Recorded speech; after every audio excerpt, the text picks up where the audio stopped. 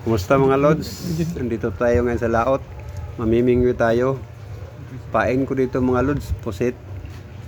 Hiniwa-hiwa kong pusit. Kiba, dalawa taga ko dito lods.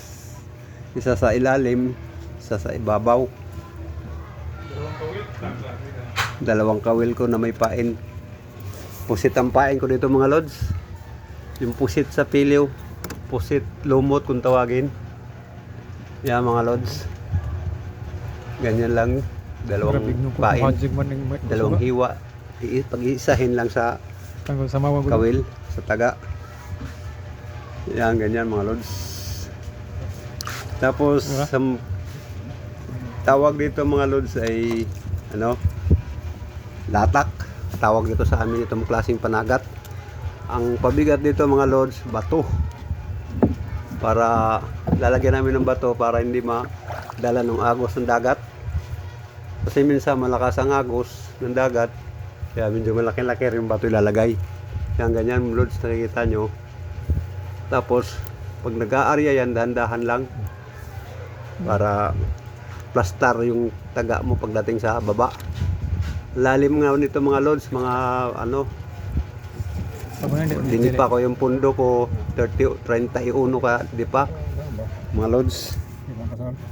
Yan mga lods, makikita nyo, dandahan lang ang pag-aarya. Ganyan lang mga lods, dandahan ang arya niyan.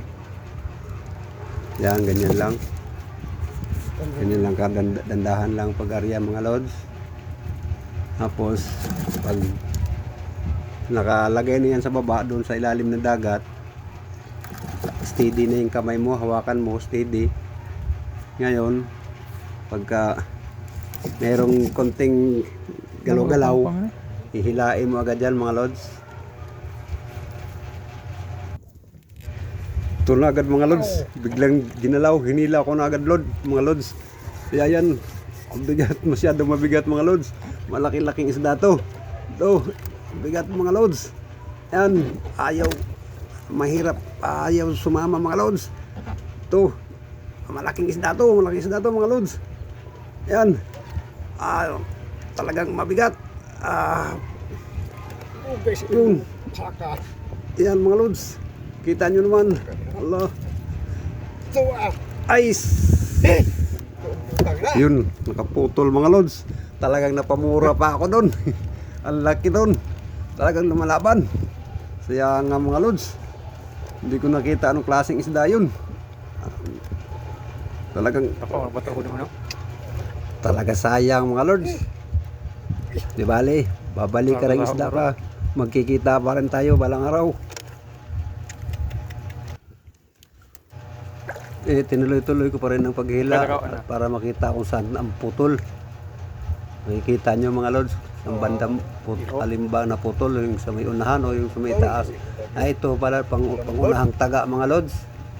Diyan na putol. Ito wala na isang taga ko. Iho man ba?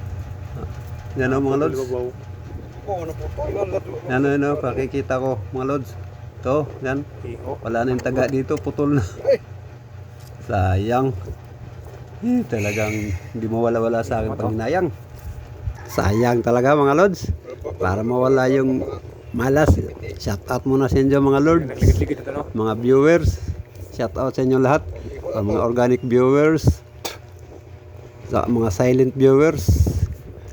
Shout out sa inyo lahat. Magandang gabi sa inyo lahat.